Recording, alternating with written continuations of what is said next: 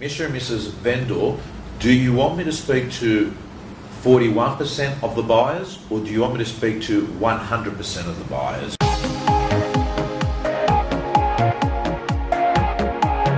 Hi everyone, it's Panos here. I've got with me Peter Florentzos. We've just finished a training session at a real estate gym, and I'm so pumped to tell you the guy that I've got here is I think number 3 in all of LJ Hooker in getting vendor paid advertising behind Bill Malouf and Lachlan Elder. And they both work in pretty high marketplaces in Sydney. We're in Sunnybank Hills, and this office here, LJ Hooker, Sunnybank Hills, consistently, number 1 or 2 up there in LJ Hooker offices worldwide. Peter, welcome. How are you, Tom? Good. So you were outstanding today. I think the way you articulated what you do and how you do it, and to the viewers here, there's about 15,000 people that get my blog. Most of the people, Peter, are real estate salespeople, and a lot of them are sitting there and they're constantly looking at information to make it better, to get more VPA, to get more listings. How long have you been in real estate? 13 years. 13 years. What were you doing before real estate? Mate, I was in hospitality, fish and chip shops and coffee club. Okay, so you were in hospitality, you got into real estate. Were you a success straight away in real estate? Has it come natural to you? Yeah, mate, yeah.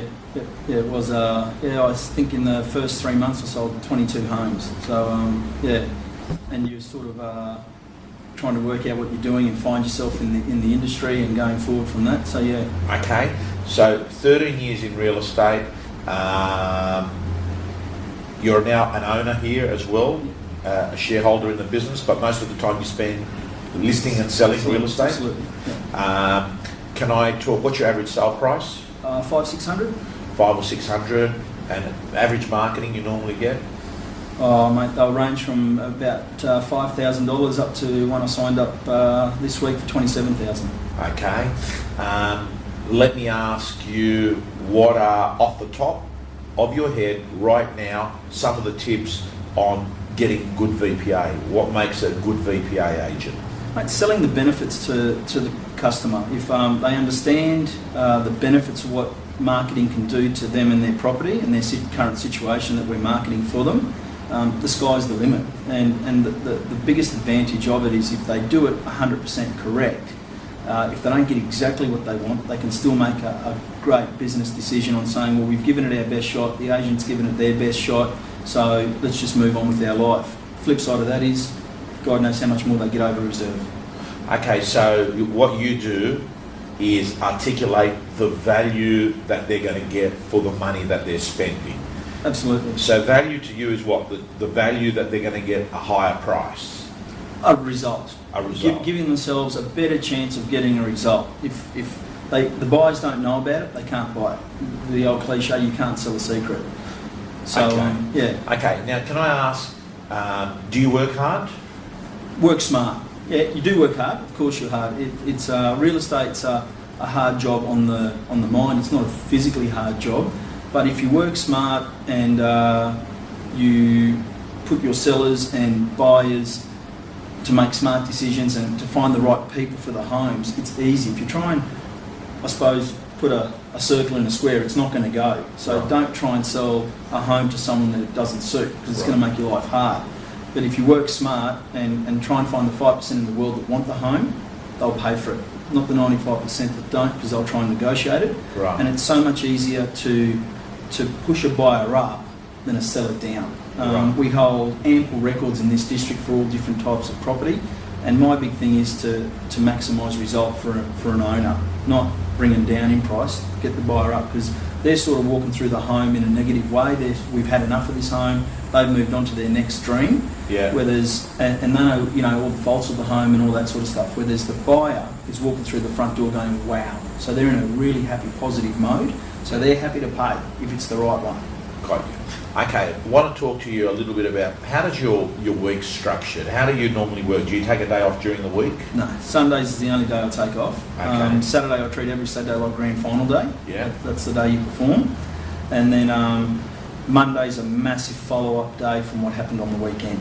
Okay, so Monday's what, callback day? Callback day, but I also say to every single customer, I make myself accountable because you might not feel like doing calls that day. So every single person that comes to my open homes will say, thank you very much for the visiting today. Were you here to buy? Are you interested in selling, etc.? All the questions that you ask. But I also say to every single person, you will get a phone call from me on Monday or Tuesday, because you might not get them on Monday. So I'll still follow up on Tuesday if I didn't get them on Monday. And that makes you accountable, because our industry's biggest complaint is agents don't get back to people. So if you make yourself accountable, you're going to look pretty silly to that person in respect. Well, that's a good tip to our viewers. Make yourself accountable, but by making it a non-negotiable, by telling people at the open, I will be calling you on Monday or Tuesday, and that way it's no longer an optional behaviour, it's a mandatory behaviour. Absolutely. Because more or less you've set it up, but that's the way it's got to be. So Monday and Tuesday is follow-up day. You call most of the people on Monday, the ones you can't get you do on Tuesday. Is that how it works? But Tuesday morning, 8 o'clock is sales meeting, compulsory. You do not miss sales meeting, and straight after that's a stock run or a caravan. Wednesday, once again, is appointments, appraisals, follow-ups. And as I said, I make myself accountable with buyers. I do that with my vendors and everything. I make myself accountable because my biggest fear in life is to let someone down. So if you make yourself accountable, you won't let anyone down. So you set it up for yourself that it's hard to fail. Absolutely. By making commitments. Absolutely. Okay. How do you make yourself accountable to vendors? What do you say to vendors, that you'll be in contact with them for a certain amount of time? I ask sort of how they want to be treated, because there's no use ringing someone every second minute of the day if they don't want to be rung every second minute of the day. Right. But I tell them what they have to hear, not what they want to hear. Yeah. But a property is sold when it's listed. So the listing presentation is critical. That's where you've got to get everything out. So, and I work on always worst case scenarios. I don't go in there and tell them, that you're definitely going to get this and you're definitely going to get that. I always say, this could happen, this could happen, this could happen, that could happen as well. But you're definitely going to get market value no matter what. So you might as well give yourself the best chance to get the dream. If you don't get the dream, you're going to get market value no matter what, and maybe a bit more.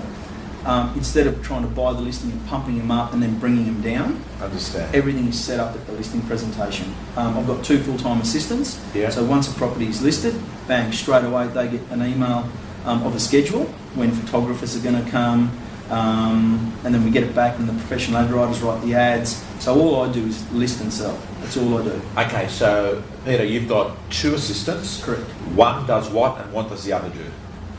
Danielle's been with me for 4 years. So Danielle, both assistants are still on the front line. They're out doing appointments and open homes with me as well. It's not just all the paperwork in the office, because, like I said, Danny's been with me for 4 years. If I had her doing all the rubbish jobs and all the non-dollar productive stuff, she'd go. So she enjoys being out there as well and enjoying all the success. Christina came on board to help us both out, and they've got their own roles that they sort out. Database is a big thing. Right. How many people have you got on your database? Oh mate, we've got thousands. We've got thousands. So they maintain the database for you? Correct. But there's 3 databases in my opinion. There's seller database, so your current sellers and also future sellers. Yeah. And keeping them up to date with what's going on. You've got to give a lot of information. We just sit back and expect to receive everything. Yeah. But you've got to, if you want to receive, you've got to give. Yeah. So you give, you receive. Then there's your buyer database, letting them know what new listings have come on the market, to keep them informed, because your buyers are your future sellers as well. Yeah. Because 70% of them live locally. And then I like to create a database on every individual property. Right, so explain that. Mate, I've got a rule that I follow, which is my 5% rule. Find the 5% in the world that want the property because they'll pay for it, not the 95% that don't because they'll negotiate it. So I'm crazy in sport, and if you put it in sort of sport, I'm crazy Broncos, Chelsea and Carlton. So if you put a bit of memorabilia in front of me with those teams, I'm going to buy it. You put something in those leagues that's not one of those teams, and a team that I don't like at all, I'm not going to buy it. So it's finding the right person for the property, and they'll pay for it. And then, the excuses of the bedrooms are too small and all that sort of stuff just goes out the window. Right. Because people say to you, oh, it's listed at $650, say for instance, we'll offer you $600 because the rooms are too small. Right. Well, I just sort of say, why are the rooms fine at $600 but not at $650? They're not the right person for it. So if you find the database through marketing, and that's why I still think press marketing is very important, because you are a big user of print with our local Quest papers. Yeah, I think they were telling me that between 200 and 300 full pages last year. Okay, so I want to talk about 200 to 300 full pages. Do you occasionally have vendors that turn around and say, well, print's dead, why should I advertise? Absolutely. Yeah. Absolutely. What does Peter Florentzos say? That's where every single person that comes to every single appointment, every single open home gets asked 3 questions. Name, address, phone number, email address, and also where did you see the property? Right. And they'll just say on the net, no, where did you see it first? And then they'll say, well, we saw it in this paper, we saw it in a magazine, we saw it in the local Southern Star, in the Asian paper, right. And that gets documented. Right. So then Danielle with her statistics, she goes through every single thing. So I've got stats that are factual, where every single person's come from. Originally, where they first saw it. First saw the property. Internet in 2012 was about 41%. Yeah. So you just sort of say to them, if you want to delete 59% of the market, yeah, that's up to you. If yeah. you really want to delete 59% of the market. The other thing you do get, Tom... Was that 2012 or 2013, 2013. I apologise. Yeah, 2013. So that's a really good way of articulating it. What you're going to say is, Mr. and Mrs. Vendor, do you want me to speak to 41% of the buyers, or do you want me to speak to 100% of the buyers? Because by actually asking me to do this, I'm eliminating 59% of the buyers. Absolutely. And a lot of people, the next thing you get is, we only look at the net. Right. Or we only do this, or we only do, we only read the local paper, we only do this. But you've got to de-vendorise it, or declinise it. It's not about them. Right. It's about, so I sort of say to them, well, you're very, strong, and you believe that you just look at the internet. What about someone that's just as strong as you and only reads the local paper? Yeah. And once you put it into their language and about them, they're crazy not to do it. The other thing is you just talk about what they do for a living, and so how do people find out about you? And they just say, well, we market here, here and here. And I said, well, it's interesting that for you to have your bread and butter come in, that you market your business here, here and here. Why wouldn't you market your number one asset everywhere to maximise result? Oh, that's a good metaphor. Yeah. Because a lot of people, that would work very good for people that are actually they've got a product or service that they try and sell. I was recently selling a home for a mechanic, and he just says, mate, nah, it's all word of mouth, my business. And I said, so you've never advertised anywhere? He said, oh yeah, we went to the yellow pages and we've done brochures and put it under people's windscreens and etc. etc. I said, well, that's marketing, mate. So you're marketing your business. I left there with $7,500 in marketing. Okay, Peter, I want to talk to you a little bit about buyer management, dealing with buyers. Do you do most of your appointments buyers through open houses, or a bit of both? Both. Okay. Both. When do you show buyers through? During the week? Yep, absolutely. Yeah. It's on, the home is on the market. We're making this industry too agent orientated. It's still all about people and customers. And yes, of course, if I'm flat out, I'll just say, well, look, the next time I can show you that property's 2 or 4, what suits you? And they'll always choose one of the two. Will you come to a compromise? If I can't do it, the girls will do it. So just had a phone call today after the real estate gym, driving back. A lady rang me up. She said, I want to see the property at in Sunnybank Hills there. I went down, she saw it, she said I loved it, and before we started, we just sold it. We rang a couple other people showing a little bit of interest in it. They didn't want to go any further, and she bought it. So mate, if I sort of said wait till Saturday, that sale wouldn't have happened. She may have gone and bought another home from someone else, and I've just cost that customer a premium buyer. Yeah, yeah. How do you wake up motivated every day? Absolutely. You obviously like real estate? Love it. Yeah. What's the best thing you love about the business? Oh, mate, people. Mate, we're blessed with life. We live in the best country in the world, in my opinion. Our problems were, the Broncos going to win, or etc. etc. So we've got everything, but life's 80% attitude, 20% skill. So if you've got a great attitude, I'm an early bird. So once I wake up, I'm gone. I'm out of bed. So I wake up between 2 and 5 every morning. Right. And, I'll go down and I'll just. You're working 6 days a week. Yeah, mate. You work early in the morning. Absolutely. Yeah, I'll get here at about 6:30 every morning. 6:30 in the morning you start work, and what time do you finish? All depends what I've got on. Right. I'll finish 5:30. If I have to get in and do calls and do stuff, I'll just keep going until I have to. But I like to get home and see, the family. Because you got a family. Yep. Young kids. 3. How old? 14, 11 today, and 8 tomorrow. Oh, congratulations and Thank happy you. birthday for the middle one. Thank you. Next thing I was going to ask you is, if you were starting in real estate again, what you know now, 13 years later, what's the best pieces of advice Peter Florentzos would give Peter Florentzos?